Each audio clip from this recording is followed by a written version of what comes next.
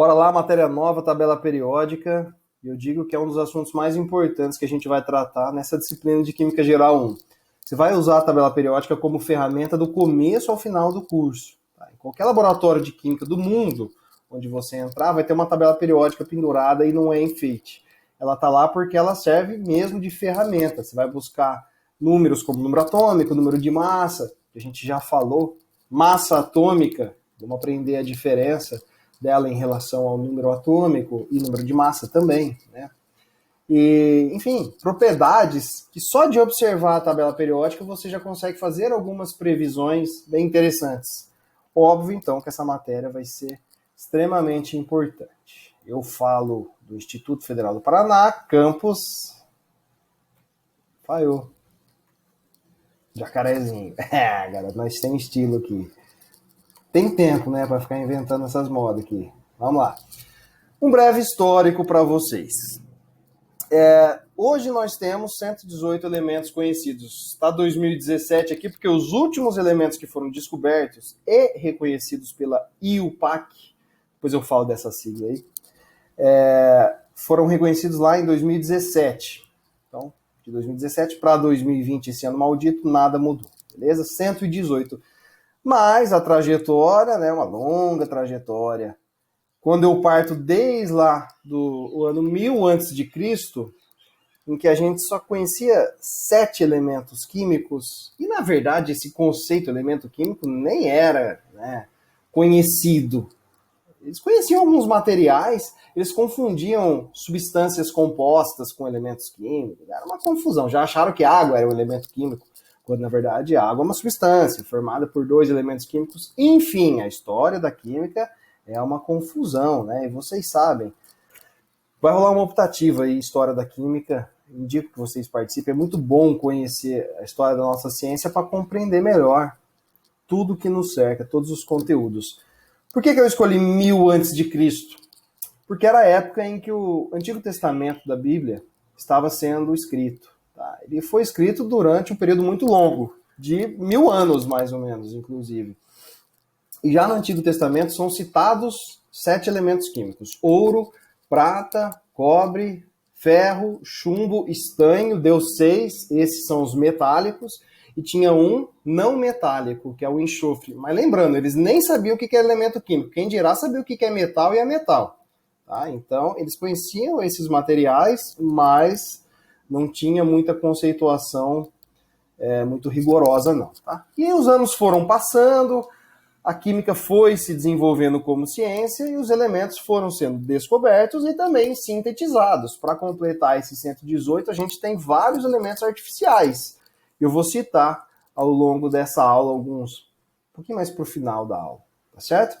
Gente, aqui é importante, ó, século XIX, 1800 qualquer coisa, então os modelos atômicos começam a aparecer, né, a ideia do que seria um átomo, do que seria um elemento químico, embora ainda estivessem um pouco primitivas, elas já começam a se firmar. Então elas já começam a delinear aquilo que seria a nossa ciência, certo? Então fica mais fácil você estudar e descobrir novos elementos.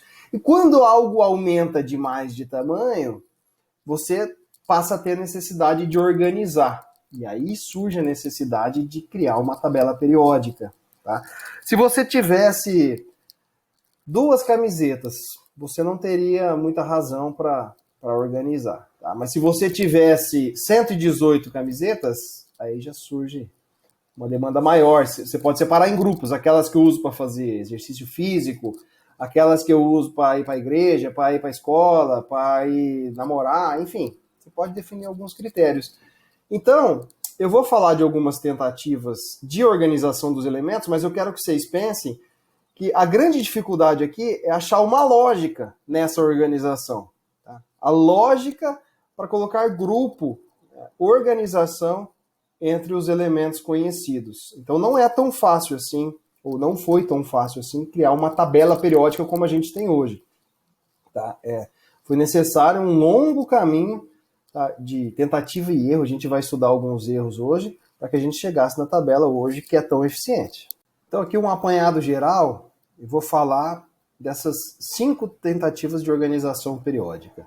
3 que claramente deram errado, mas tem coisas interessantes, por isso que aparecem de maneira mais frequente nos livros, e duas que estão relacionadas com a tabela periódica que a gente tem hoje. Tá? Observe aqui que as primeiras organizações dos elementos já surgiram ali no século XIX, porque foi quando a gente teve aquele boom no número de elementos sendo descobertos. Isso demorou, assim, levou um grande tempo até que a gente fechasse a tabela periódica. Fechar, a gente fechou em 2017, do jeito que tem hoje. E não quer dizer que acabou, ela pode continuar sendo modificada.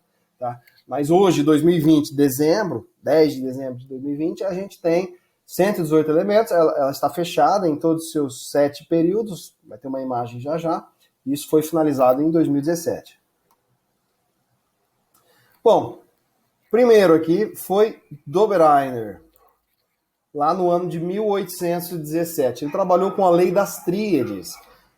Então, se você pegasse grupinhos de 3 elementos químicos, como por exemplo aqui, lítio, sódio e potássio, e você pegasse e colocasse em ordem crescente de massas atômicas, né? A massa do lítio é 7, a do sódio 23, do potássio 39, tá? São 3 elementos em que ele escolheu não de maneira arbitrária, ele fez uma seleçãozinha para escolher essa tríade, não é aleatória, tá? E aí você faz a soma, na verdade, você tira a média das massas dos dois da extremidade, 7 mais 39, divide por 2. Quanto que deu? 23. Repare que a média das massas dos dois, o mais leve e o mais pesado, a média é justamente a média desse daqui intermediário. O que tem de mais nisso? É só matemática? Não. Quando isso acontece, quer dizer que essa tríade contempla elementos que têm propriedades semelhantes. Então, o lítio é parecido quimicamente com o sódio, que por sua vez é parecido com o potássio. Os 3 formam um grupo homogêneo. E aí eu tenho várias outras tríades aqui. Por exemplo, vou só falar dessa segunda. Cálcio, estrôncio e bário. Coloquei em ordem crescente de massas atômicas, eu vou pegar os das pontas. 40 e 137 são as massas. Tiro a média deu 88,5. Convenhamos que está próximo do 87. Tá? Então, se está próximo, quer dizer que isso aqui pode ser feito como uma tríade, então esses 3 elementos têm propriedades semelhantes. Esse recorte à direita é um recorte muito que lembra a gente, né, da tabela periódica mais moderna. Quando, aí se você se lembra lá do ensino médio, nós temos aqui as famílias, nós temos aqui, as famílias são as colunas, tá? E dentro das famílias, isso vai ser matéria para hoje, eu já estou adiantando.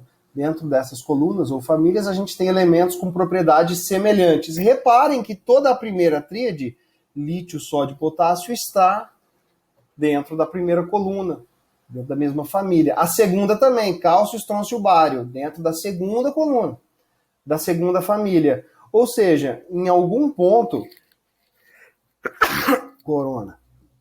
em algum ponto o Dobereiner acertou, né? Porque existia alguma relação com essa história das tríades com a história das famílias que a gente usa até hoje. Tá? Então, ó, ele começa a conceber a ideia de famílias. Ele não usou esse termo, mas a gente hoje, olhando para trás, consegue observar uma relação entre famílias e tríades. Tá bom? Mas convenhamos que era uma tabela periódica, nem era uma periódica, vocês vão entender o porquê da periódica, isso tem uma razão, tá?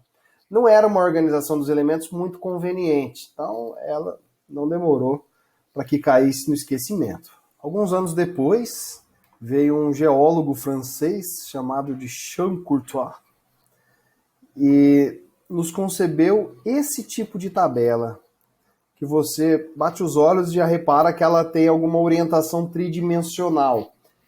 Ela é chamada de parafuso telúrico. De certa forma, ela lembra um parafuso, nessa sua concepção à esquerda.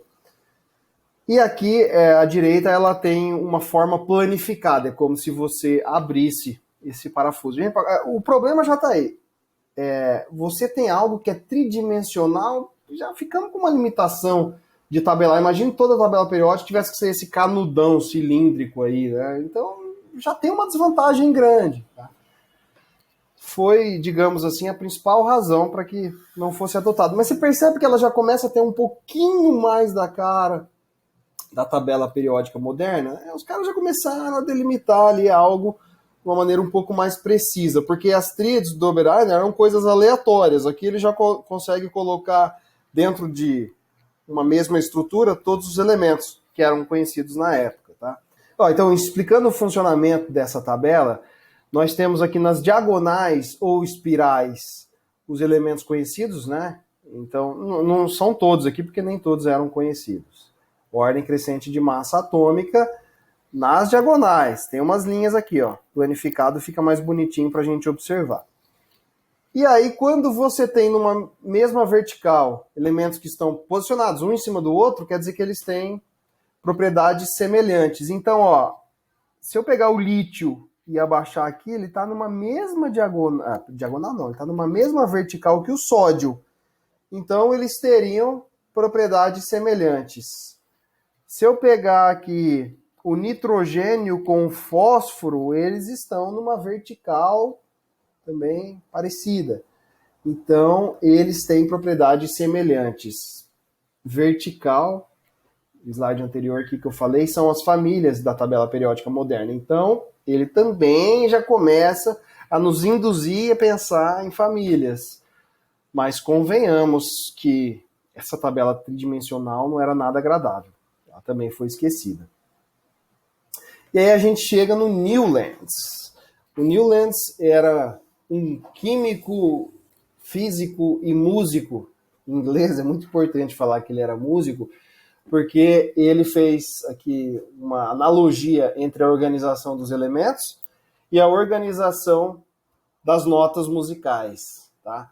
Então, nós temos 7 notas musicais naturais, esquecendo ali sustenido bemol. Dó, ré, mi, fá, sol, lá, si. Dá 7, quando você volta para o dó, você tem uma oitava. Ou seja, você já começou a repetir o começo, lá que era um dó. Tá certo? Então, ele colocou 7 colunas. Dó, ré, mi, fá, sol, lá, si. Por que são 7 colunas? Porque depois do si, eu tenho um dó novamente. Ou seja, quando eu chego no 7º e dou mais um passo, eu chego na 8ª. Por isso que a tabela, ou esse padrão do Newlands, é chamado de lei das oitavas, porque na 8ª repetição, 1, 2, 3, 4, 1, 2, 3, 4, 5, 6, 7, 8, ou seja, na 8ª posição eu volto embaixo da primeira. Ou seja, o que eu tenho aqui? Propriedades semelhantes. De novo, quem está embaixo do outro é porque tem propriedades semelhantes. Tá? Lítio, sódio, potássio. Olha aqui a tríade do Dobereiner. Deu certo. Dava certo no Champ-Courtois, lá no parafuso. E também dá certo quando a gente olha para a tabela periódica moderna. Muito bonita, aparentemente também muito eficiente. Já lembra bastante a tabela periódica moderna, mas tinha defeito. E o defeito, eu vou destacar um deles, tá? Eram vários, na verdade. Nós temos aqui cloro e cobalto e níquel, eles estão posicionados na mesma vertical, ou seja, segundo essa hipótese de Newlands, eles deveriam ter propriedades semelhantes. E acontece que eles não têm propriedades nada semelhantes. Porque o cloro, quando substância simples, ele é um gás tóxico esverdeado. Hoje a gente sabe que ele é um ametal. Esses caras, cobalto, níquel, sólidos, condutores de eletricidade, são metais, né? Então, não tem como fazer essa classificação, porque são elementos que não têm, de forma alguma, propriedades semelhantes entre si. Tá? Então, se a gente for dar uma fuçadinha aqui ao longo da tabela, você vai ver que tem várias coisas que não vão dar certo. Tá? Só quis destacar uma que estivesse bem clara para você entender. Se tem um problema, a gente precisa continuar estudando. E aí o cara que fez, eu diria, a maior sacada, a maior descoberta, que, vamos dizer assim, revolucionou a organização dos elementos, foi o Mendeleev. E eu já coloquei junto Mendeleev e Moseley, porque a tabela periódica atual, que nem essa aqui ainda tem buraquinhos, já já eu coloco a última versão, Ela é, na verdade, uma concepção devido principalmente ao trabalho desses dois caras, tá? O Mendeleev, ele concebeu os elementos como sendo organizados em ordem crescente de massas atômicas. Mendeleev, tá? Ele se baseou na massa. E o Moseley, vários anos depois, descobriu, na verdade, que era a ordem crescente de número atômico. É uma diferencinha, mas que muda razoavelmente a organização da tabela periódica. Mendeleev, de novo, ordem crescente de massas atômicas, então, do elemento mais leve para o mais pesado, e o Moseley descobriu que, na verdade, essa ordem era a ordem crescente de números atômicos. Tá? A lei dos números atômicos foi descoberta posteriormente a Mendeleev, ele nem tinha esse conhecimento tão rebuscado, não teria como fazer essa previsão, mas o trunfo dele foi grande. Eu não vou explicar em grande detalhe agora como foi a construção da tabela periódica segundo o Mendeleev, mas tem uma aura meio mística ao longo dessa história dele com a tabela periódica. Eu já gravei um vídeo uma vez para os alunos do IF, a gente fez uma live bem informal, e eu conto um pouco dessa história. Eu vou deixar o link aqui embaixo, vocês deem uma olhada se for interessante. Tem bastante curiosidade, eu reforço algumas coisinhas que eu falei aqui, mas eu recomendo assistir, se você tiver com tempo, ela está um tanto quanto longa, tá? A gente vai aprofundar um pouquinho mais dessa história, beleza? Isso aqui também está lá naquela conversa, mas eu quero te dizer algumas coisas assim importantes a respeito do Mendeleev. O cara era gênio, de verdade, assim. Quando ele descobriu esse padrão de organização por ordem crescente de massas atômicas, alguns elementos, como a gente já sabe, não tinham sido descobertos naquela época. Então ele deixou uns buraquinhos na tabela periódica.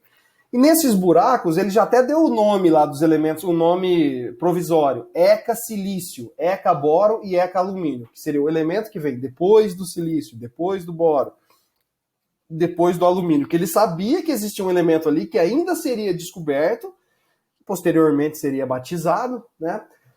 E ele conseguiu prever algumas das propriedades. Eu vou falar dessas propriedades para o germânio, tá? O germânio seria o Eca-silício. Ele vem embaixo aqui do silício, tá? A massa atômica que ele previu foi 72. A determinação experimental, 72,6. Ele não conhecia aquela história de isótopos, tá? Então tem massas diferentes, o mesmo elemento químico, por isso que tem essa diferença. A densidade do germânio, gente, ele não conhecia o elemento, ele fez uma previsão matemática, chutou como 5,5, deu 5,47. Muito perto. Cor, cinza, determinação experimental, cinza claro. Isso aqui eu sempre falo, é uma sacanagem que fizeram com o cara. Cinza, cinza claro, é tudo cinza. E a densidade do óxido, em gramas por centímetro cúbico, ele cravou 4,7 sua previsão e na prática 4,7. Isso aqui é para reforçar o quanto esse padrão de organização periódica, a gente se baseia até hoje, tá? Feito por Mendeleev, foi eficiente.